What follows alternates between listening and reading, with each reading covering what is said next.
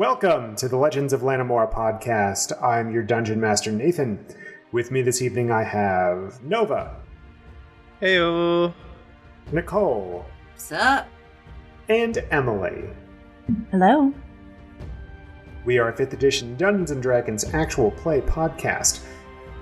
In the last episode, our heroes did a skill challenge that I made way too easy, but long story short, they saved everyone. The end, that's it.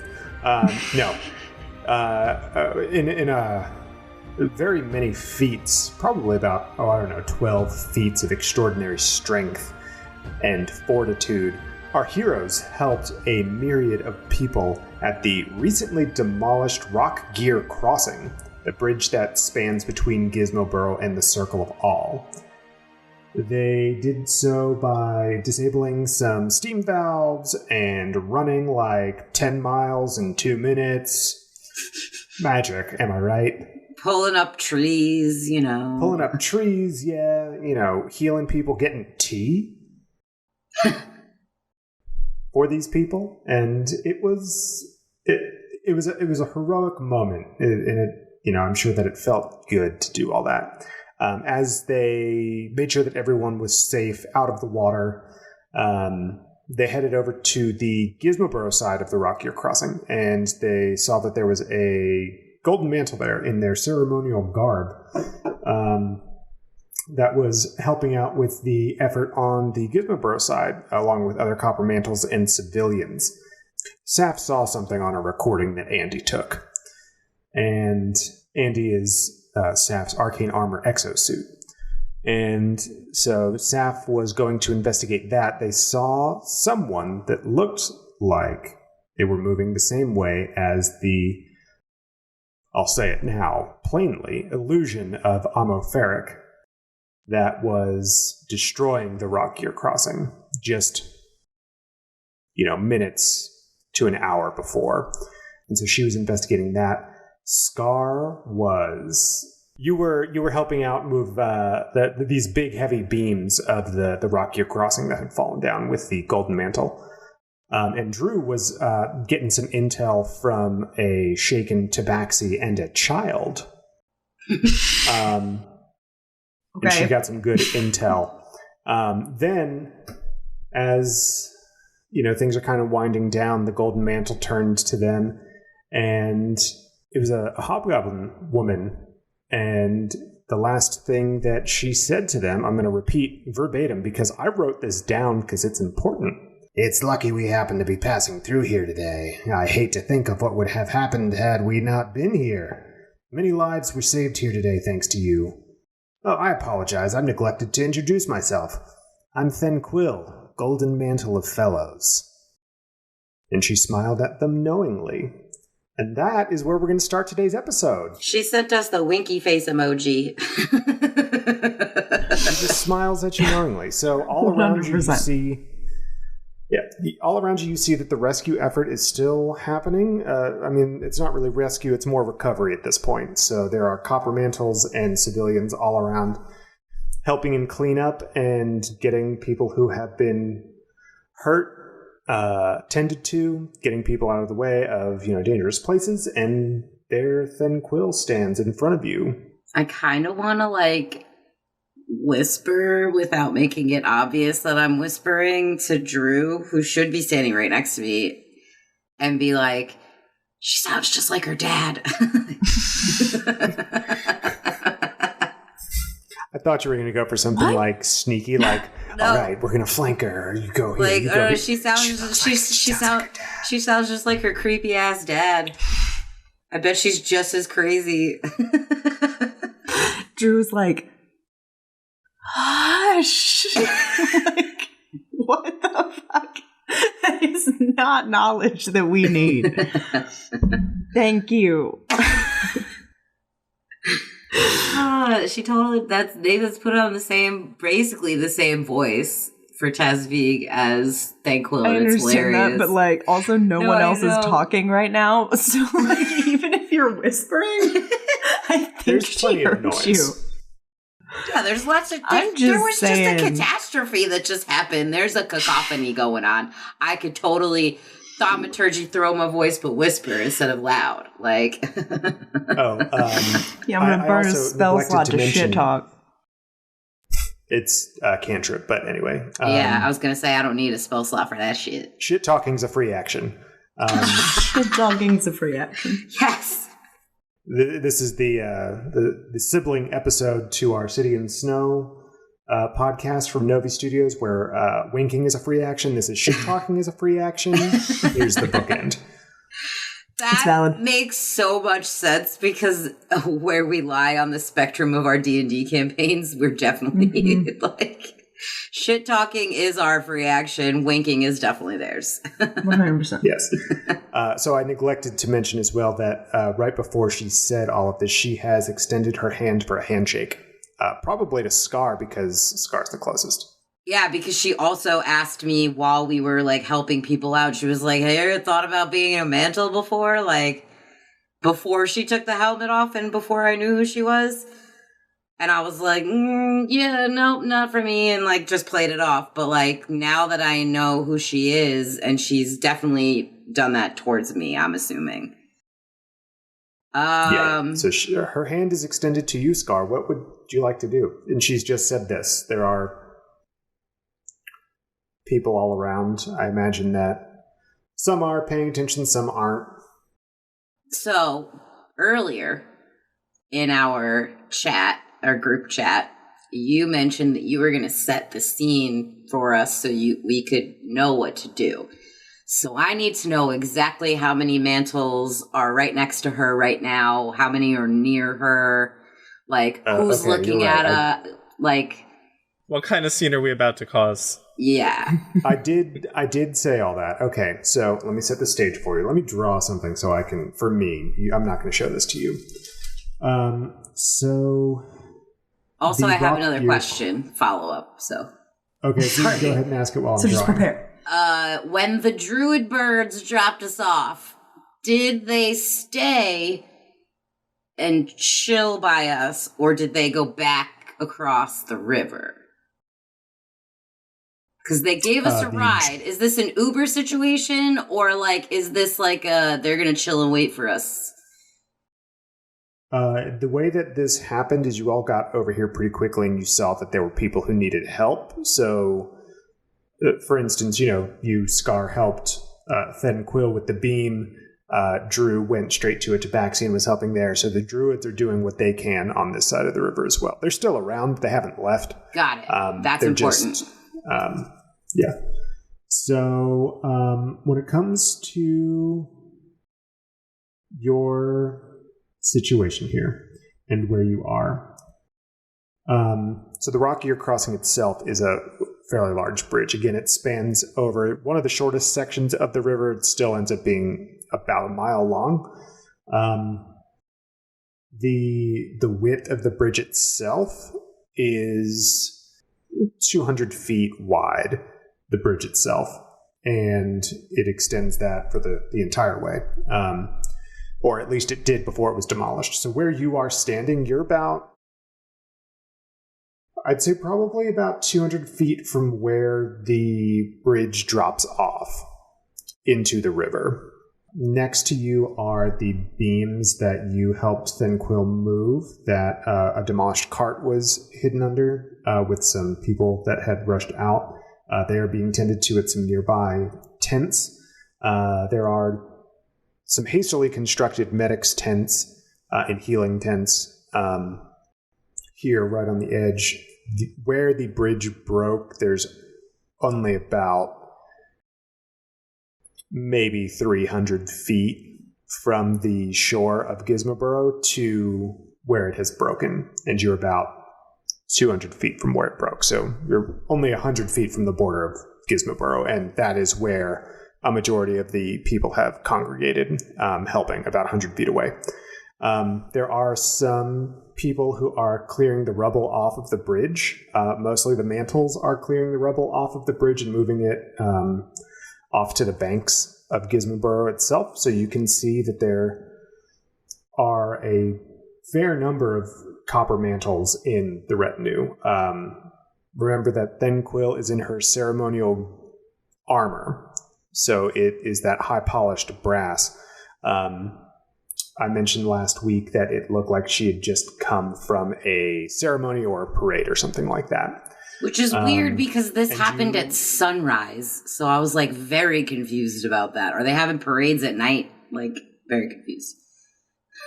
Night parade. Well, it would have happened right at dawn. So Dawn you don't know if parade. they To were a coming parade or at going. dawn? You don't know if they were That's what coming she or said. going. There are also copper mantles in what they would call ceremonial armor as well. You notice that the mantles themselves are highly polished. All the copper is gleaming. And How they're wearing many are their, there right in our general dress cloaks? area? There are easily 24 with a Right quick count, next to quick us. head count. Well, That seems like a lot. let's say within 30 feet. Okay. Within 30 feet, a general number. So Okay. it looks like this was some sort of company definitely going to or coming from some sort of event. There wouldn't be this many copper mantles in one spot unless it was some sort of ceremony. Okay. And you know that from being a copper mantle. Now I have another follow-up question. There are civilians as well, I'll mention, Yeah. in and around these people. Some of the burlier people are helping with moving the rubble to the banks and helping with the cart now that you and Thenquill helped dislodge from under the beam. When the druid birds dropped us off, did we agree on some sort of signal for when we want to leave, or when it's time to leave? Like, I feel like they would have been like, just throw like a caca, like if you want to go. Like, or when you're ready to go, did we have some sort of signal? Sorry. Roll me a survival. I'm good at that. That is the 21. Okay, so you, in your quick thinking, would have thought of some sort of signal like that. So you got one handy Now that you talked about on the flyover. I have a lot of questions. Oh my God. How big is a hobgoblin again? Hobgoblins are fairly tall. The Thenquill stands at least as tall as you are, if not a little taller. You're what, 5'10", right? Scar? Not 5'11". Nicole. You don't 5'11". say. Yeah, 5'11". Yeah, so Thenquill's hovering around there too. She might be pushing, 6'3", if you had to guess. It's hard to tell with the armor. Shit. I'm still really strong though. Okay. I have plans on plans on plans, but I had to ask questions to make sure that they could work. So now you're asking what we want to do. She has extended her hand to you, Scar, for a handshake. Okay. And said all of this to you. You've been staring at her for 20 minutes. Also, you shit talk her a little bit, so. All right. So, y'all are probably going to kill me for this. I'm fucking doing it. I'm going to reach out my hand, extend my own hand, clasp her hand in mine. I'm going to yank her to me and hold her. And I'm going to take a couple steps back, yell out the signal, and then cast darkness in front of me. Okay. We need a few things. We need a Yes. contested strength check. Yes. Oh, wait, hold on. I have a stat block for Thenquill. I created this so long ago. It's got to be at least 2 years since I made this stat block. Hold on. Let me find it. Oh no. Listen, this is where Scar shines. She's strong. I didn't make her a big dumb himbo for nothing. Like, It's accurate. this is what she was built for. Like, Okay, what did you roll for your opposed strength check, please, Scar? Okay. Sorry. I'm back in the head in the game. All right. Strength. That's very important. That is 22.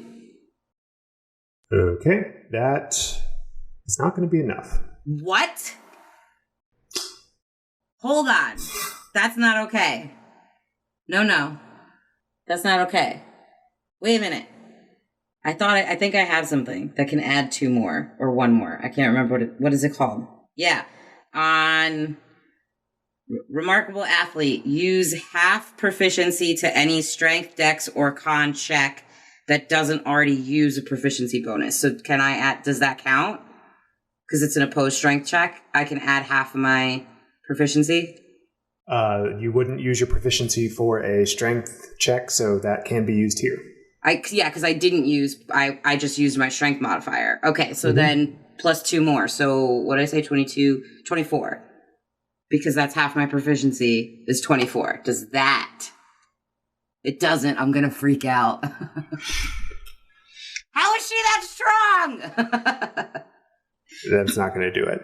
No! Do you think I possibly, I know I've got something like, hold on. I'm eating a Skittle, some kind of like hold person spell or some shit? I can do, I think it's called Guidance. You touch one willing creature. Once before the spell ends, the target can roll a d4 and add the number rolled to one ability check of its choice. It can roll the die before or after making the ability check. The spell then ends. Oh, hells yes. Please, can I do that? Can I do that? Can I see her snatch her and be like, Yeah, your passive put a hand on her. Your passive perception's high enough. Yes. I just wrote Hella in the space. You've been around Scar enough to know the types of things that she does in the face of her adversaries. That's fair. You kind of saw this coming. That's valid. That's fair. That tracks very hard. Okay, so I can add 1d4. 1d4. Use it well.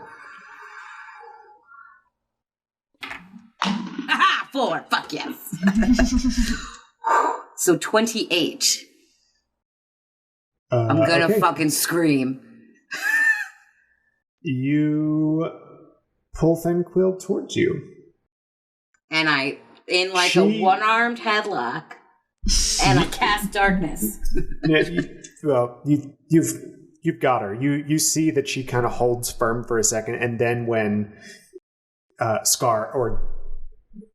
when Drew places her hand on you, you get a surge of power and you pull Thinquill towards you, and she looks like taken aback, like, hold on.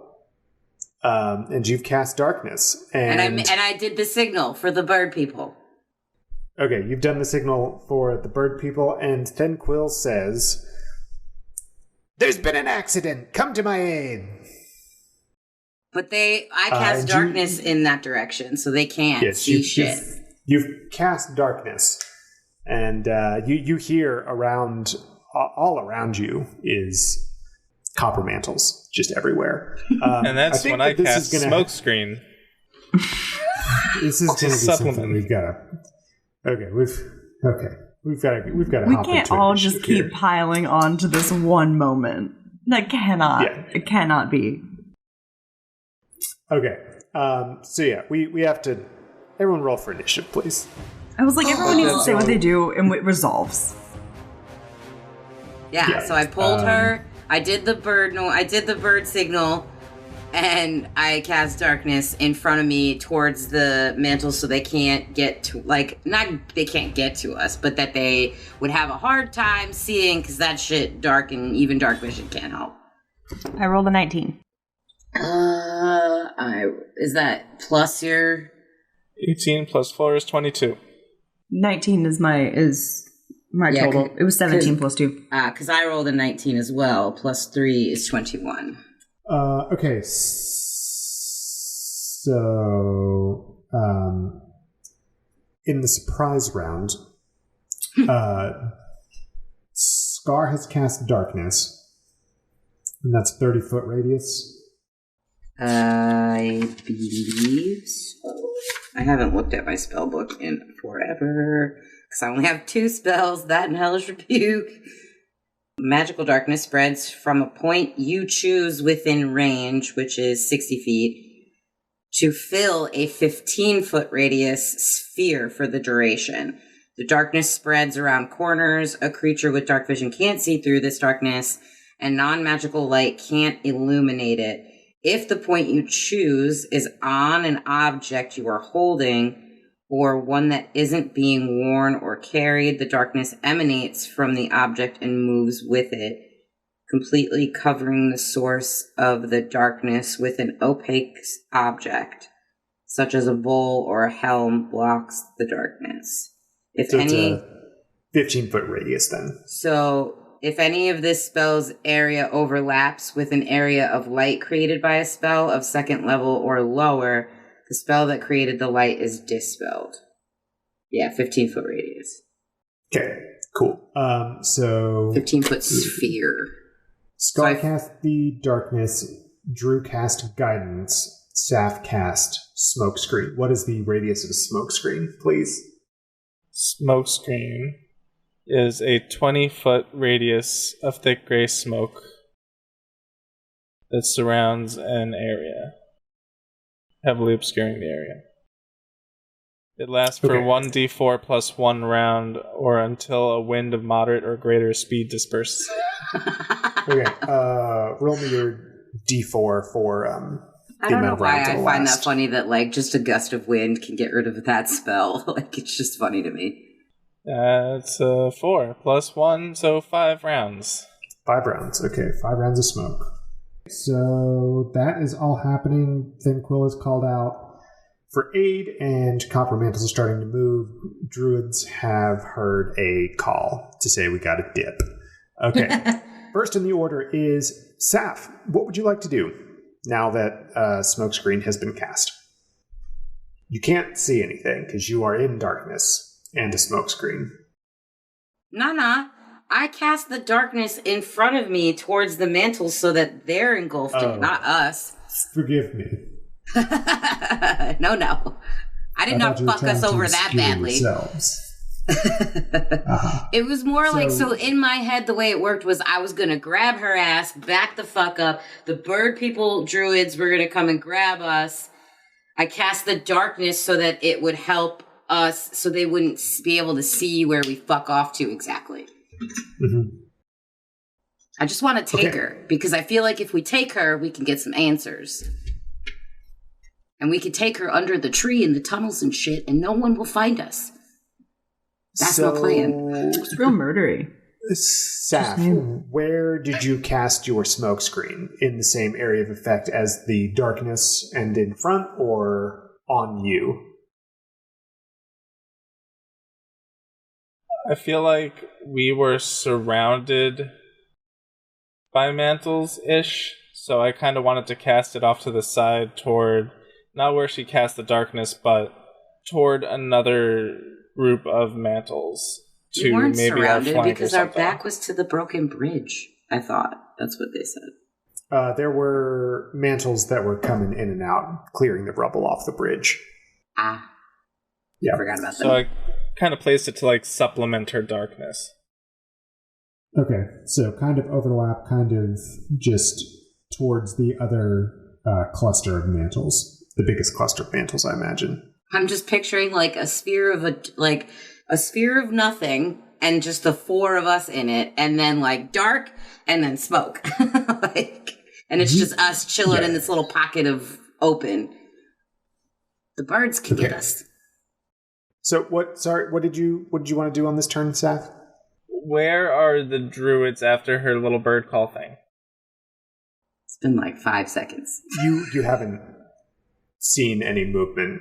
As soon as Scar cast the darkness, you couldn't see past that orb of darkness. So, and you haven't seen them yet. Be a flare. Be a flare. You're the flare. Sorry. Can I cast Firebolt up into the air? You can fly. Can I just throw that out there? Like, you could literally be the flare. Yeah, that's true.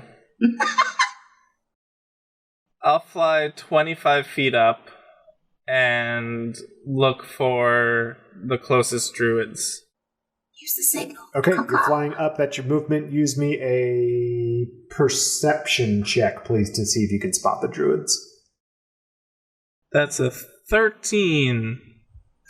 Plus plus a hero point is a 15.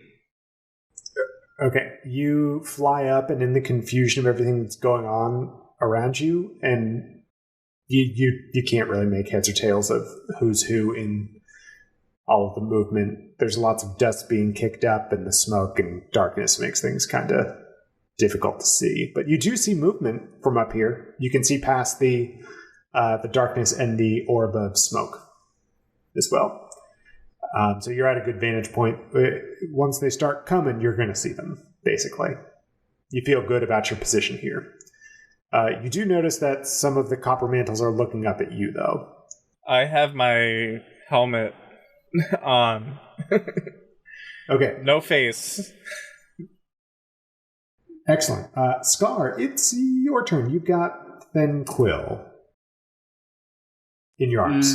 Yeah. Giving her a big ol' hug. This is definitely Scar's version of a hug. Are you saying that I have to make another opposed strength check, or am I good for now? And that's her turn is when I do that. I mean, if she's going to try and break free, that's going to happen on her turn. So you have that's her. Fair. Okay. Kelvin says hello. Okay, let me ask you something. How hard, or would it be possible to knock someone out? Is that something that like you would have to? The only way you can knock someone out is if you get them down to like 0 hit points kind of situation, or is it like in the TV shows or movies when like you want someone to just shut up and you're the bad guy, or like you're the good guy even, and you just take like the hilt of your sword or the butt of your gun and you just bank them across the head. I kind of want to do that. Are we going to gloss over the fact that you called yourself the bad guy? I said shit bad went guy from 0 or to 100 real quick. I'm just saying the bad guy or the good guy does this, like to just stop the thing from happening. They can stop them from talking. Like you always know when it's coming because they literally just turn around and they go bonk, like, and lights out for that person that they bonked. So like, is that a thing I can do, or because we're in combat, quote unquote, is that only something that can happen when I get someone down to 0 hit points? That's probably not something you're going to be able to do in one turn. I have 6 attacks now, though, don't I? Like, I'm just saying. No, you have not leveled up yet. Fuck you, Nathan. I told you all that you would level up after this encounter. Yeah, well, I hate it. 3 isn't going to do it. 3 attacks isn't going to get her knocked out. Plus, you can certainly try. Plus, I got 5 hero points. Like, I don't know. I mean, it doesn't make you crit, though. That's so true. That's fair. Don't you still have inspiration? Did you not use that? I do have inspiration, but I haven't used inspiration. Drew and Saf, I think you used your inspiration. Yes. Mm-hmm. Okay, so I'm not gonna take an action then, other than like just holding on to her basically still, because that's what I'm doing. Okay. But I'm gonna say the thing that Nova just said before, how like, yeah, your buddy Kelvin told us to tell you hello, so I know who you're working for. And then I'm gonna yell up to Saf, signal the druids, like, to like make sure she also uses the fucking signal, because she's up there. I don't know why you didn't just use the signal instead of percepting whether you could see them or not. I said there was a signal. So you're gonna yell that? I'm gonna yell to Saf, use the signal. That's all I'm gonna say. Not the thing about the druids. Just use the signal. Whatever. Okay, I don't even know what the signal is. She's like, I have no fucking idea what to do. Listen, I'm not trying to be an accessory here. Hold on. First of all, this has gone just so fast, and I understand I've murdered someone in front of you guys, but here's the thing. I finished the job and there were no other witnesses. This is a messy job. You're gonna get taken in.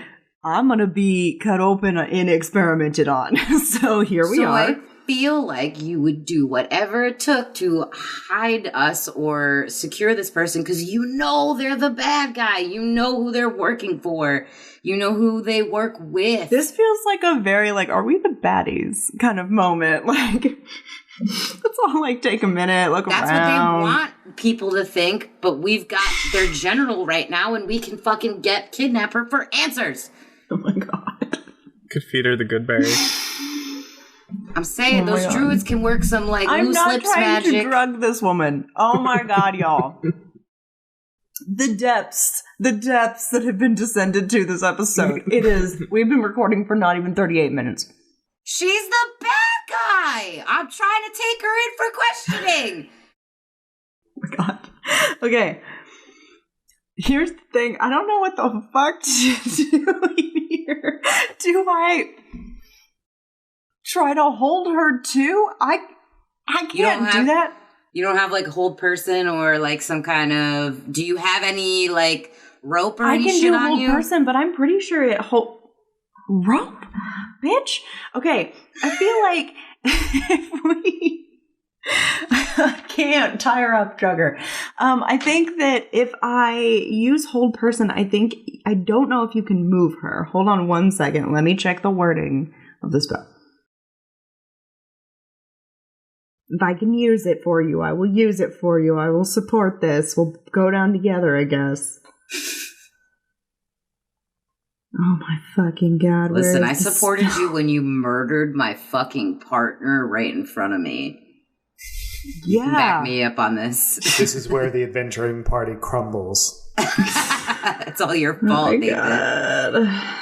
Choose a humanoid you can see within range. The target must succeed on a wisdom saving throw or be paralyzed for the duration. At the end of its turns, the target can make another wisdom saving throw. On a success, the spell ends. An incapacitated creature can't take actions or reactions. Paralyzed. A paralyzed creature is incapacitated, can't move or speak. The creature automatically fails strength and dexterity saving throws. Attack rolls against the creature have advantage. Any attack that hits the creature is a critical hit if the attacker is within 5 feet of the creature. I guess that means you can pick them up. Yeah? Yeah, they can't move, but you can move them. That makes sense. It's a cleric. It's a cleric spell, obviously, for cleric reasons. Hold still. Okay. Drew's gonna use hold person and be an accessory to this crime. Okay. I've decided. We're already watching. What's your spell save DC and what kind of save am I making? Wisdom, as she said. 15. 15 is my spell save DC, and it's a wisdom saving throw. Okay, she succeeds. Shit. You reach out with your spell, and you are met with what feels like an indomitable will. Yo, fuck this chick. I am severely threatened by this. It is the Copper Mantle's turn. Oh god. There are 9 of them responding. Of course. 9. I rolled a d12 and just chose that's how many are responding. Technically, all of them are kind of moving towards you when they heard Thin Quill, their golden mantle, shout out, but I'm just going to do 9 because that makes sense. So first I'm going to do the one that has magical prowess. Shit. That's not a thing. Copper mantle that has magical prowess. It's not common. I will say there's only one of them. And he's right here. One of them among this group, not one only in the entirety of the mantles. All of them in Just there's only one in all of Alari. You were the chosen one. So this magic user is going to cast Gust of Wind to disperse some of the smoke. It's not going to be able to get all of it, but it's going to try and disperse some of it. So it's going for the 10-foot line, or the 10-foot section, like right, that overlaps the darkness. Scar and Drew, please make me a strength saving throw. Guess what Drew's not good at? Nat 20, bitch. All right, you're fine. 11. Someone is questioning my strength. I'm getting mad. Drew, you are pushed backwards 15 feet. Shocking. Whoa.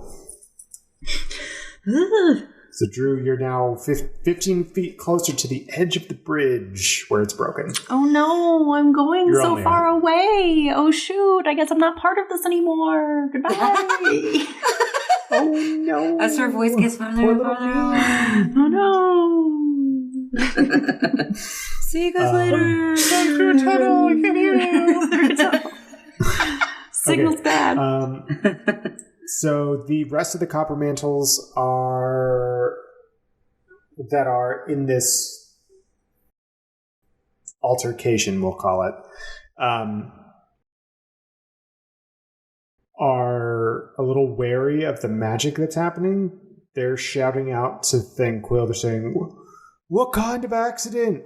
How can we help you? What do you need? What's that?" Pointing up at Saf. And that's really what you're hearing. You see them start to edge closer to the darkness, but it seems like they're being wary of what sort of accident has happened.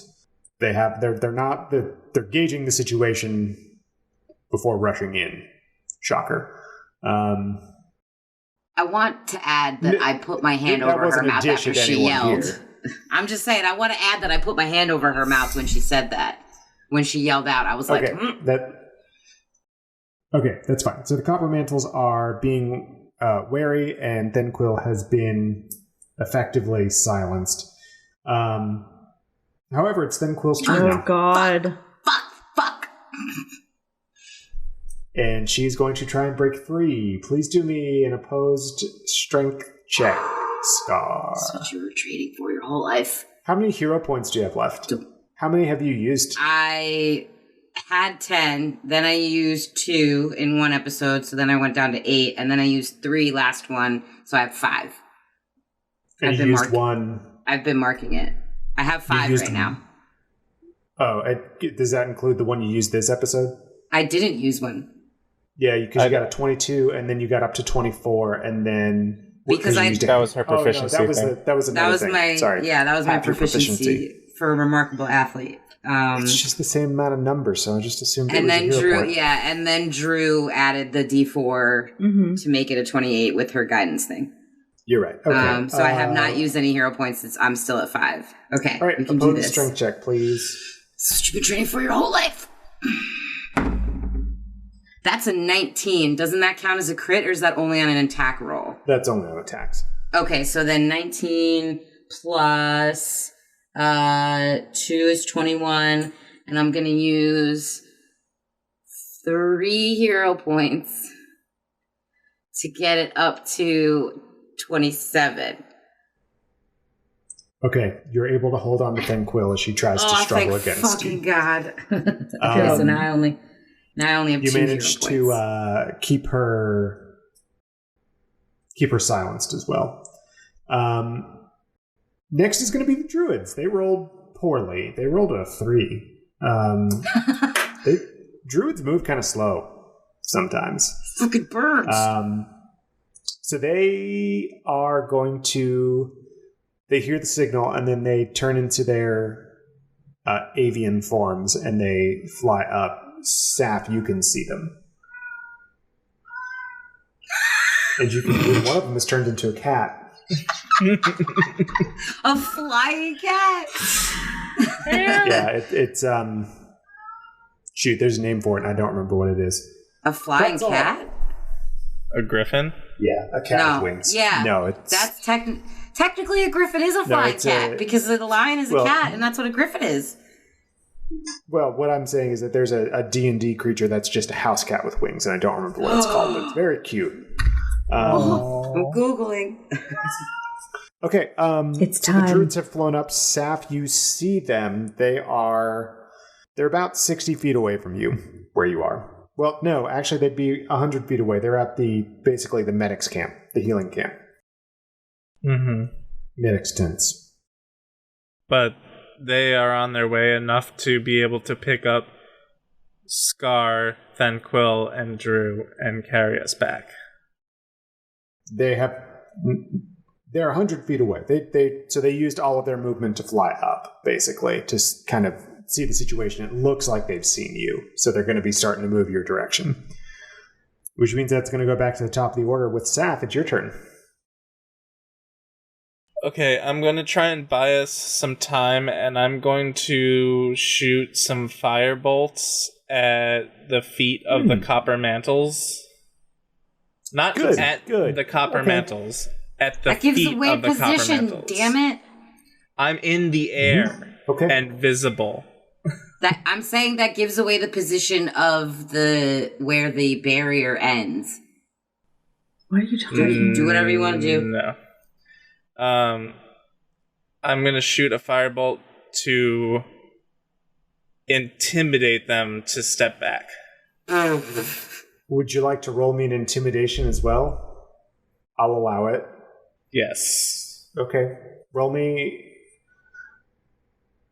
an attack on the ground by their feet, but use your dexterity instead of your spellcasting ability modifier. Okay, so that would be an unnatural 20. Okay. And then roll me for your intimidation. That's a natural 20! Okay, you split one firebolt, and it looks pretty weird. It's like the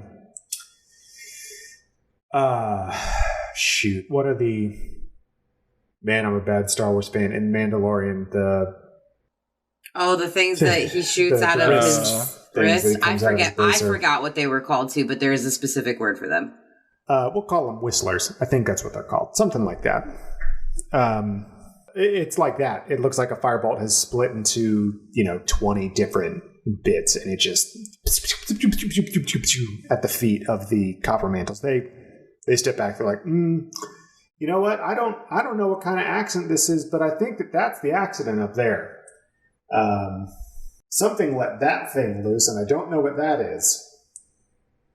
You see that they haven't seen anything like an artificer's arcane armor before. Whistling birds. Yeah. Whistling birds. Okay. Yeah. I wasn't that far off. Whistlers. No. I thought you were right, but I needed to know because if that was going to piss me off the whole time, I would have not thought of anything else. It was going to make my brain itch too. Okay, so that has happened. You successfully intimidated the copper mantles that are trying to advance and help Thanquil. Scar, that's going to bring us to your turn. God damn it. Okay, quick question. Uh-huh. In this ceremonial armor bullshit that she's wearing, is there anything, especially because I would know what the ceremonial armor entails, would I know of something to like a shack? Like, does it come with like anything that I can tie her with, or like maybe I can like throw her mantle over her head so that she can't see? That would probably be helpful. Some way to like kind of incapacitate her without actually incapacitating her, since you said I couldn't do that. You're trying to slow her down in some way. Yeah, I want it, but like while I'm still holding on to her, like that move that people do in action movies where they're holding on to someone and then they like take their knee or their foot and they hit the inside of the person's knee and it makes them fold, kind of thing, so that I can just keep like bring her down even further, so that she would be at a disadvantage for her next strength check. You want to make her prone? Not prone exactly, but like just bring her down a notch, like, because I can't knock her out. What would I have to roll for like the knee thing? Kick out her knee. That's what you do. When you get hit in that, it's like when you get the doctors checking you with the little hammer, your knee automatically responds.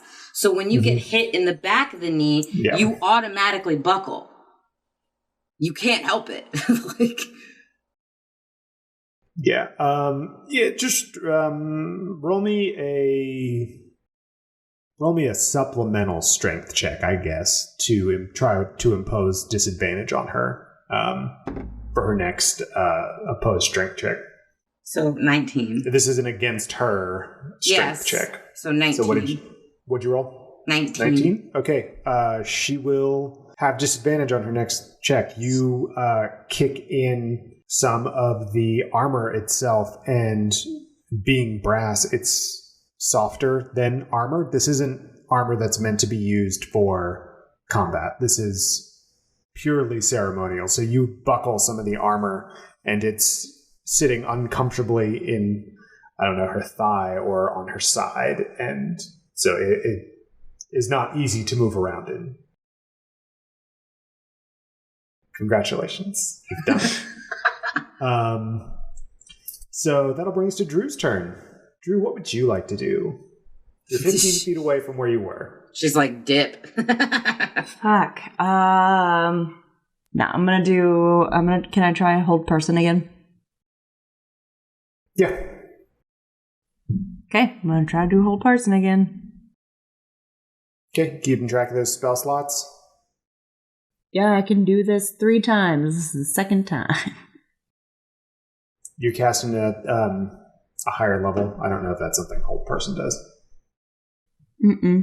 No, at higher level, it'll just like encompass more people. I don't need more people, just a 1. Cool. Okay. So I need a wisdom save. Got to beat a 15. That is going to do it. That's an 18. God damn it! Really lucky. Yeah. Her wisdom modifier is +0. So you come up against that same indomitable will. Even though she's being held and she's being restrained and everything, she is... Her mind is sealed against... It's not... She doesn't have to roll with like disadvantage even though she's restrained? Restrained doesn't... Attack rolls against the creature have advantage. The creature has disadvantage on dex saving throws. So if you were doing anything that was dex related, she would have disadvantage. But wisdom wise, no disadvantage. I feel like, though, with wisdom, wouldn't you be at a disadvantage if, A, you can't see the person that's doing the thing to you, or not even know that they're trying to do that thing to you because they're behind you? Doesn't that take wisdom to know that that's happening to you? Or is it like a mental thing? It's more of it's a mental thing. Like, you can feel someone trying to... I get you. Control your person mentally, like telekinetically. And I get that. Okay. That makes sense to me, actually. Yeah. So that was Drew's turn. That's going to take us to the Copper Mantle's turn. They have been intimidated, so they are not moving any closer. Damn right. Which will... the one that is casting Gust of Wind is going to move the wind a little more, but they're not really doing much to help. Some more of the smoke clears. That'll bring us to Thanquil's turn, and she is going to try and break free again at disadvantage this time. So it's going to be an opposed strength check, please. Scar. I'm praying. No, not 20. Like, if ever there was a time, this was it. This was it. Good job. Thank you, dice gods. I'm like freaking out. I'm like literally panicking because like I'm highly threatened by this person because they are seemingly stronger than me, and I don't like it. It's funny because this is like one not of the time to do it because she's at a disadvantage. Yeah. Well, I mean, but just to say that she behind the DM screen, she had a shitty roll in there. It was a 3, which isn't going to cut it. Not going to tell you what I was adding to it, but it was a 3. Yeah, so that was Thanquil's turn. That's going to bring us to the Druid's turn. They are flying towards you. They are almost there. Next turn, they will be to you. You see, Saf. Fucking Christ. They are moving as fast as they can fly. They've... They're big-ass birds. Don't they have a giant wingspan and, like, cover longer They did distances? get us here in, like, they covered 10 miles in, like, 2 minutes, and then it's like, yes, but it's going to take you... That's fucking fair. What she said.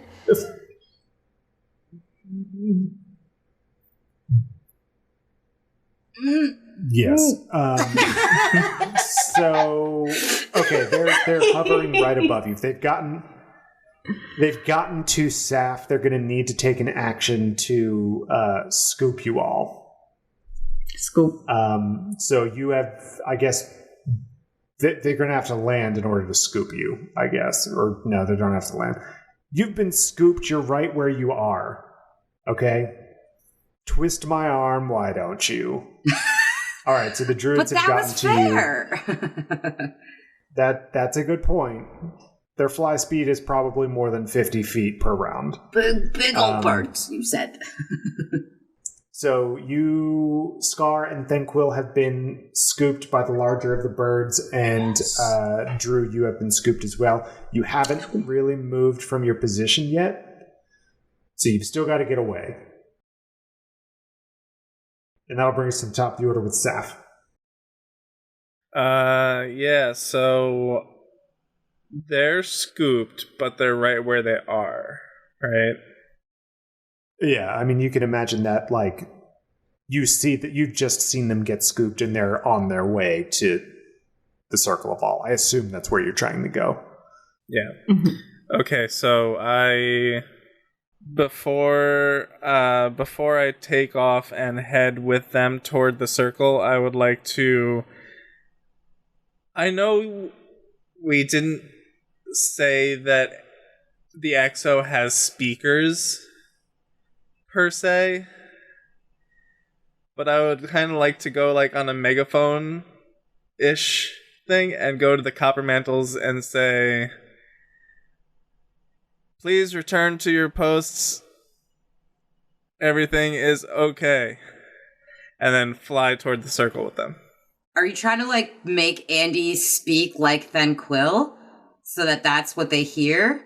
Like, maybe when Thanquil yelled out, Andy, like, had a recording of her voice and she can project Thanquil's voice as through your speakers because she can mimic it? That'd be dope. See, Andy would have thought about that, and Andy would have suggested that, so... Andy would have suggested that if she had that software loaded. God damn it. Fucking Greg! You have to remember that Andy is basically a brand new EXO. She hasn't had all of the amenities that, you know, a Gizmo Burrow EXO would get because you were, stranded on the Bulwark Isles. So the only thing that you were able to load on was what you had available to you, and that's Scrivener's Orbs. So she's got, she's just a nerd. That's all Andy is right now. Just a book nerd. Alright, so then in Andy's voice, please remain calm. Please return to your posts. Totally normal. To your post. Everything is okay. I think that's what you said. And then book it, yeah. Okay, and then you're out. All right, Scar, it's your turn. You've been scooped. You're being held by the giant owl. Yeah. So I'm holding Thanquil while the giant Talon is holding me. I'm not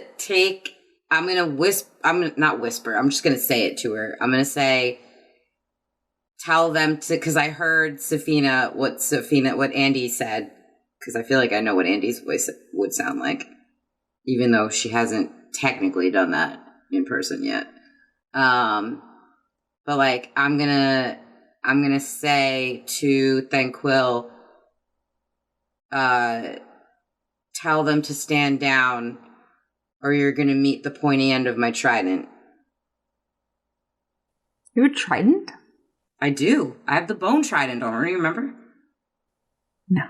The one that has the extra piercing damage because it can what is it? Skewer. Like skewer? Yeah. I got it when we got to the Bulwark Isles from the crazy ass dude that you battle royaled. Where do you keep that thing? To become on my back always. I got 3 weapons. Wait a minute, that's not in the official art. I've got 3 weapons that I've got on little things on my back. The Warhammer's just the one I usually go for. But I can That's in slot 1. Yeah, I'm like Deadpool with the 2 swords, but it's 3 things and I can just grab which I know where they all are. I'm very good like that.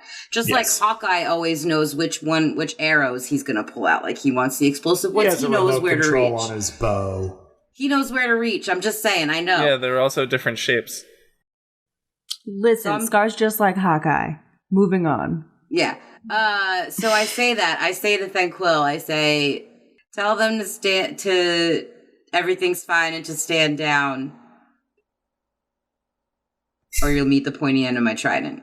Do you let your hand go? Yeah, just as I say that, I just very, very cautiously, only a little bit, so that if she starts to say anything remotely different than what I just told her to say, I can clamp right back down. Okay. Drew, that's going to take us to your turn. Goodness. You scooped. You're scooped. I'm scooped. This isn't the giant owl that's got you this time. This is a giant hawk. Giant red-tailed hawk. Cool, those are pretty. Even though birds scare me. Yeah, you can think things are pretty and they can also scare you. Yeah, I respect them. That's what it is. The only kind of woman I'm attracted to.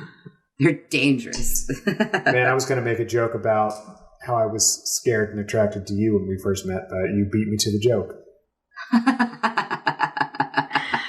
Thank you for the compliment. I think I'm going to do guidance, except can I cast a guidance on the bird carrying me? Yes. Mm-hmm. Okay.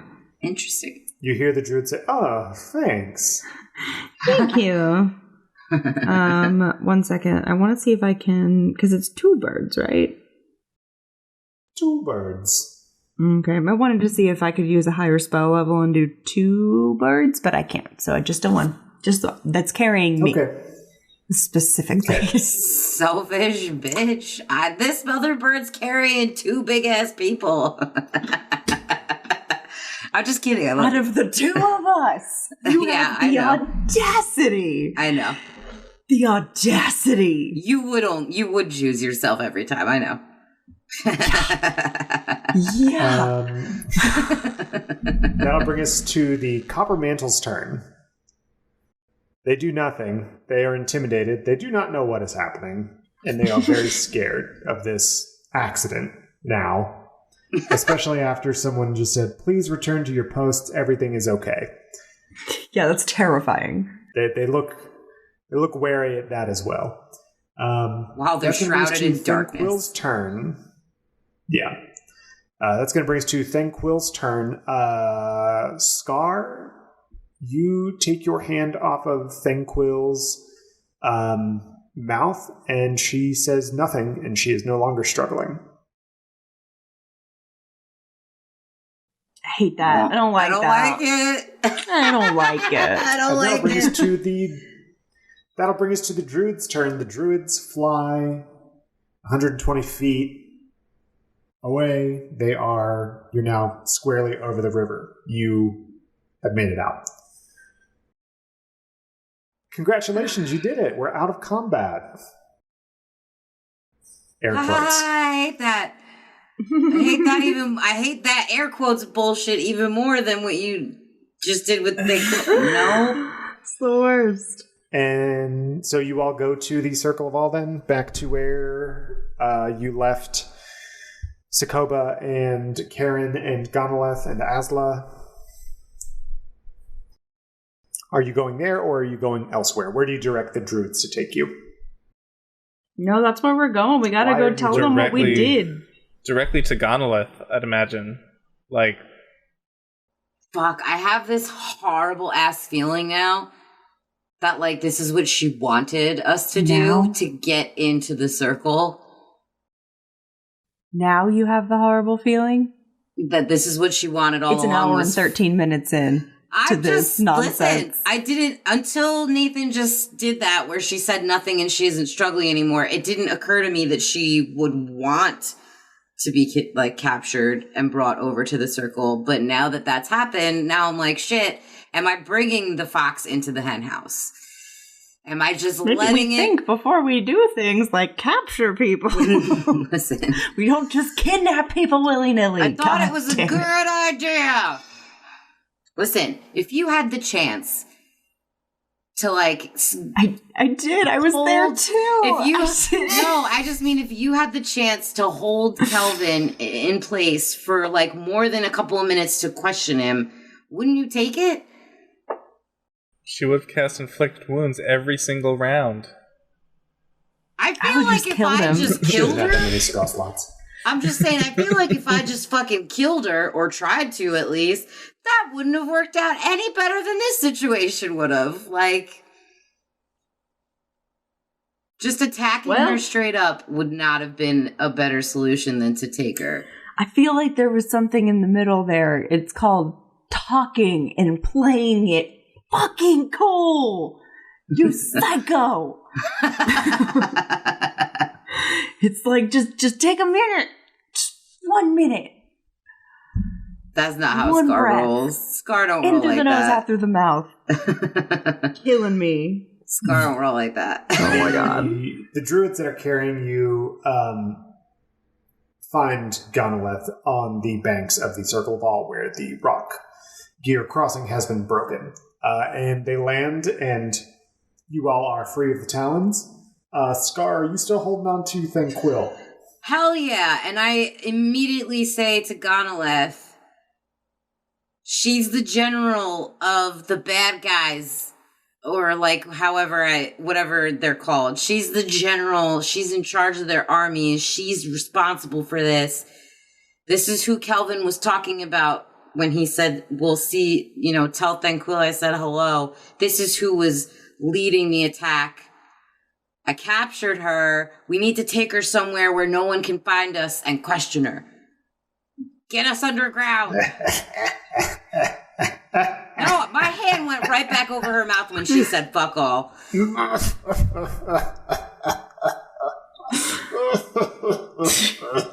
Oh, words. I hate you so much. Now that we're out of combat, can I do the sword hilt thing? Just knock her ass out. Yeah, that was Thanquil chuckling. You know what? I'll say for these purposes, yeah, I'll let you knock her out. Fuck yeah. I got that Warhammer and I just bonk. You knock Thanquil over the head, and with the pommel. You knock her with the pommel, and she goes out cold. So I imagine that you have her down on the ground next to Gonolith, and he says, "So this is Thanquil, then, the general of the unending host. Okay, what?" Okay, he looks at some druids and says, "Bind her hands, and we will take her to a secure location." I have a quick thing when that tracker thing, or whatever it was that we remember, the thing that we said that Kelvin could find our position, but we could figure out a way to reverse it and find him. Is that still a thing, or did that stop being a thing? You sent a druid off to get the requisite software, for lack of a better term, from Dr. Milo's I mean, is that thing still active then? So our location is being pinged to Kelvin still? Who has it? Saf, do you have it? Yes. Yes. So far as you know, it's still active. Okay, cast the ring into the fire. My next thing was going to be we should check her for one of those. So, like, because for some reason, I thought we dispelled it until we could figure out how to reverse it, but we can't. No one has it. No, you. Yeah. Can you roll me an investigation, please, to search Thenquil's person for another one of these devices? 18 plus 2, so 20 unnaturally. Okay. You search Thenquil, all in the armor, all around the mantle, in the pouches that she's got on her belt, and there's no sign of any similar device. Does she have a weapon on her? She has just a straight sword, just a long sword. She wanted to get kidnapped. This is giving me bad vibes now. She knew me well enough to know that this is what I would do. Or Kelvin knew me well enough to know that I would do this because I'm impulsive and he knew that. Or I should say, Tazvig probably knew that and is orchestrating it through this because he knew me. I was a mantle in his district, so he would know my records. Yeah, I was going to say you're giving Kelvin an awful lot of credit there. Yeah. Is this Scar speaking in character? Yeah, so like in character, I'm now saying I may have overestimated the situation. We should be very, very cautious in where we take her. Do you want to be cautious now? Listen. I'm sorry, I feel like I have the right. This is Drew. I feel like I have the right to bring this up. Scarlet, we were out in public with we had just saved a bunch of people. We were doing really good hero shit.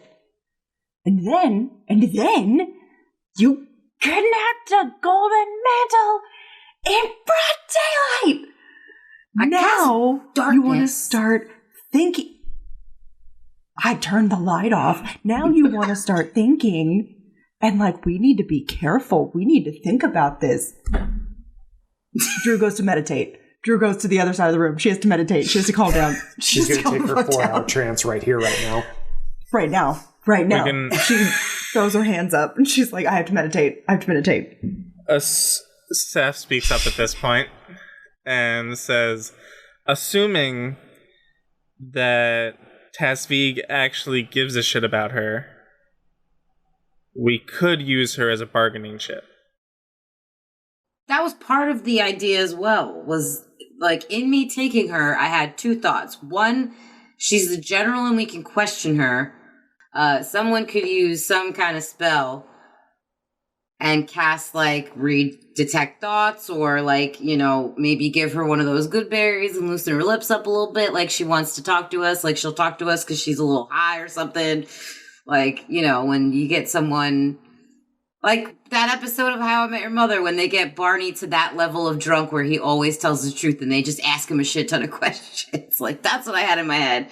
And then also, if we have her, we can use her as a bargaining chip to trade her for someone, or Dr. Milo. Well, I don't know about that, because we don't know if Dr. Milo is working for them under duress, or if Dr. Milo is working for them because he thinks that's what he should be doing, because they're offering him the chance to study all these things and he can't take that, it's like if you ask Drew if she wants tea. What kind of question is that? Of course she does. But Milo would give us more of an insight into what Tasvig's plan would be than... Would he? Because maybe he doesn't know anything, of what he's actually doing. Tasvig doesn't even know what he's doing. He needs Halartha's writings, which he doesn't have, first of all. But Milo knows where these things are. Milo knows where Depth and Darkness, the Temple of Depth and Darkness is. So does Tasvig. Yeah. But we don't have Tasvig. Technically, you know that We Thenquil, know where it is because what's her name, Mara and Kira both told us that that's where it is. Like, we don't need anyone else to know. We already know all that shit. We know everything that happened on tour because Kira and Mara got their memories back. But what happened since tour? Milo would know that. And Milo would be willing to share that. Maybe. We don't know because we don't know if Milo's under their control or not. And we don't know if Milo's memories are being manipulated or not. Just as an aside, you know that Kira and Mara would have said that Thenquil and Srelesfe, so Tasvig's children, also know where the Temple of Depths and Darkness is on tour. Mm-hmm. I'm just saying, like, she's a good bargaining chip, but we don't know for what yet. But that was what was going through my head, was take her ass so we could use her for info and as bait or as bounty, as yes, leverage. So, Saf, you notice that as soon as you landed, Sokoba was nowhere to be found. And now that Thenquil has been knocked out, you see that she has emerged, but she's angling herself in such a way so that Thenquil can't see her even if she's unconscious. So Sokoba's like hiding behind like a tree or something. Not hiding behind a tree. She's got her hood up and she's got her back to Thenquil. She's trying to see what's going on without, it looks like, showing basically Thenquil who she is. It looks like she's trying to hide herself from Thenquil even though she's knocked out. Okay. I would like to go to Sokoba then. Okay. Oh, hey, Saf. How's Gizmo Burrow? Pretty shit. I don't know if you just saw what happened there, but we have somebody that is a person of interest. Yeah, I couldn't help but notice that you brought my old boss's daughter here. Yeah, she knows who I am. And I'm dead. Or at least Tasvig thinks so. That's a very good point. Yeah, well, she doesn't have to see you yet. She seems pretty nervous. You don't need to roll an insight for that. She seems nervous. Like even though she's got her back to an unconscious Thenquil, she's still pretty far away. Like as far away as you can get, but still kind of hear what's happening. So like 20, 25 feet away. Oh my god. I can't believe Scar just did that. Is there a way that we can make this a good thing? Like, who is she to, like, does Tasvig actually care about her? Can we use her as a bargaining chip? I mean, Tasvig is close with both of his daughters. I mean, if what he's saying is true about, the unending host, I mean, he's using them to their fullest ability. And Thenquil is a mastermind when it comes to being a tactician, both militarily and just in everyday interactions. She's ruthless. So... But here's the thing, I know that Tasvig loves his daughters, but I don't know if he loves the unending host more. That's the question. If he's that crazy fanatical yet. Yeah.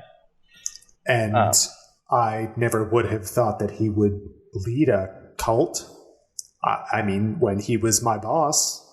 So I don't know if I could say I truly know him. But I would hope that we could use her and that, How well do you know Thanquil? We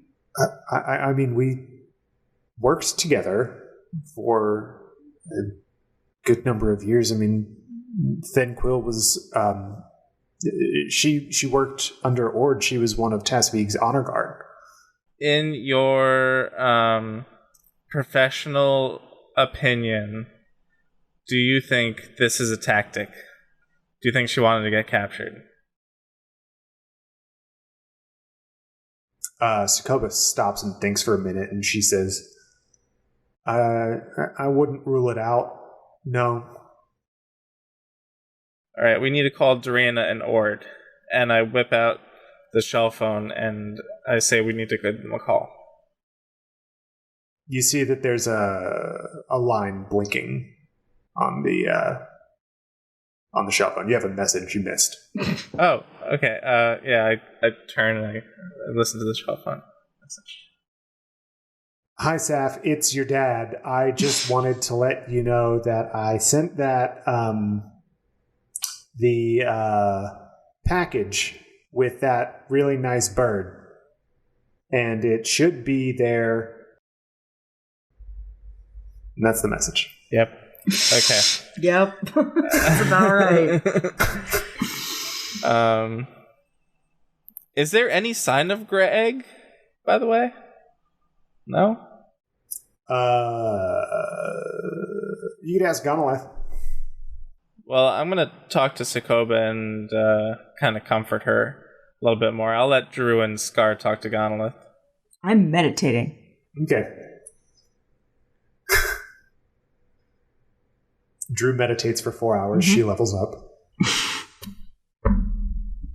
I'm so angry I leveled up. The power of that's anger. Experience, baby. So Thanquil is just kind of sitting. Well, she's not sitting. She's unconscious. She's kind of laying down, but her hands are bound and tied. And as are her legs.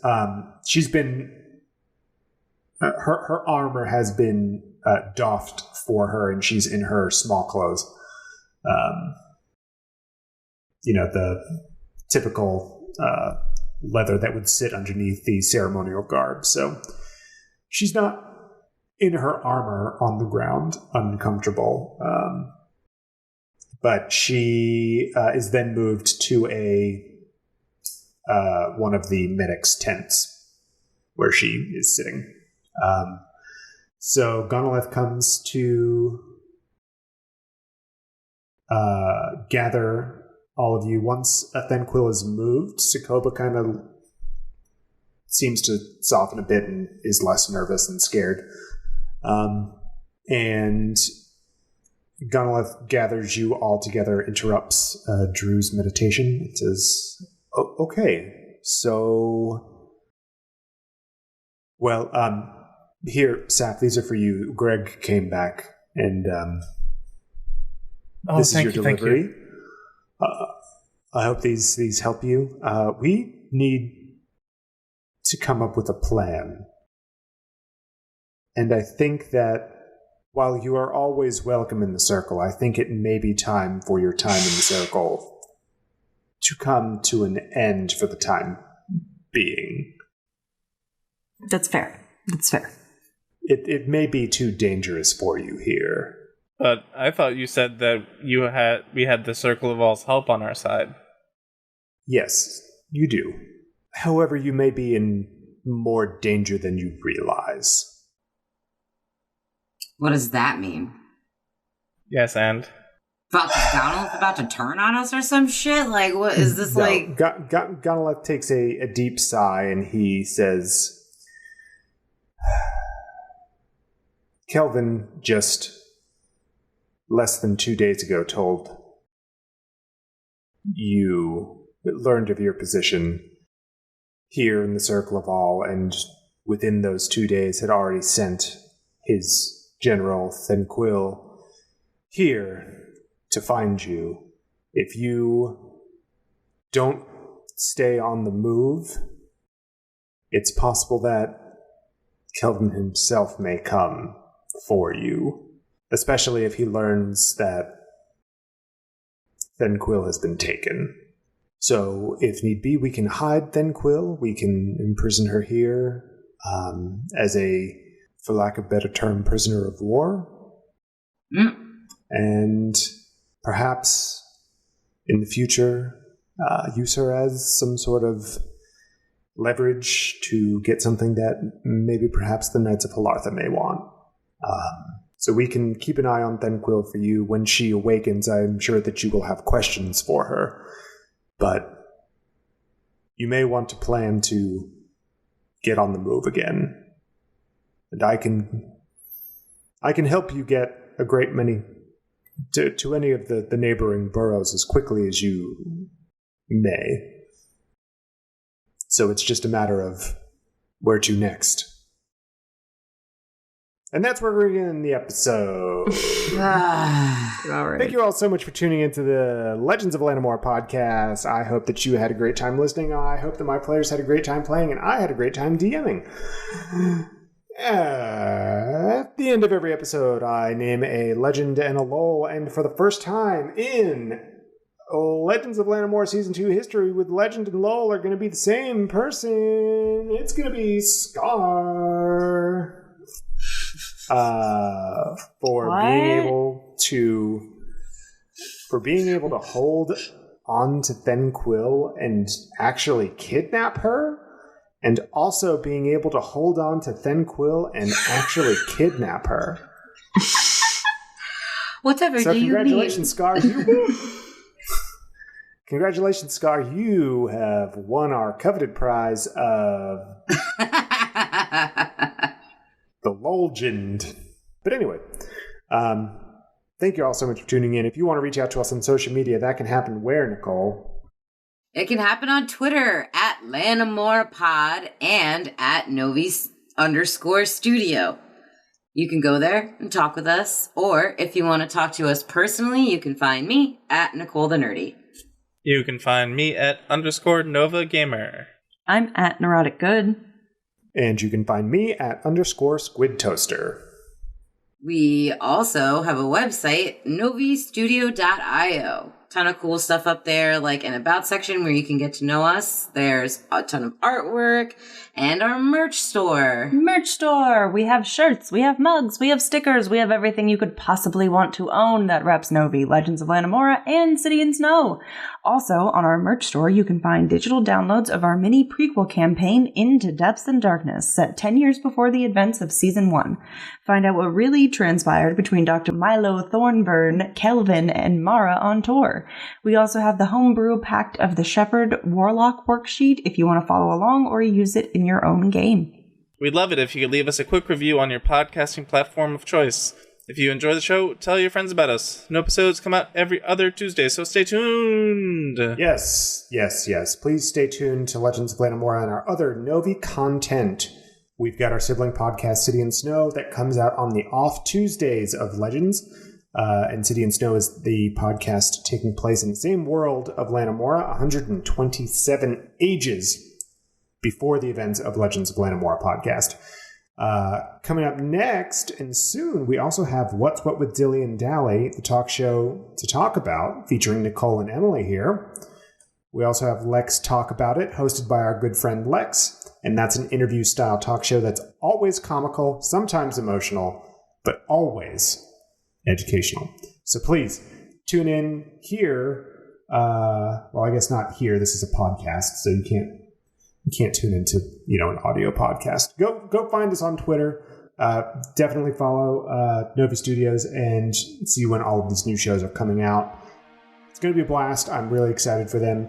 And anyway, thank you all so much for tuning in, and we'll see you later. Let's be legends.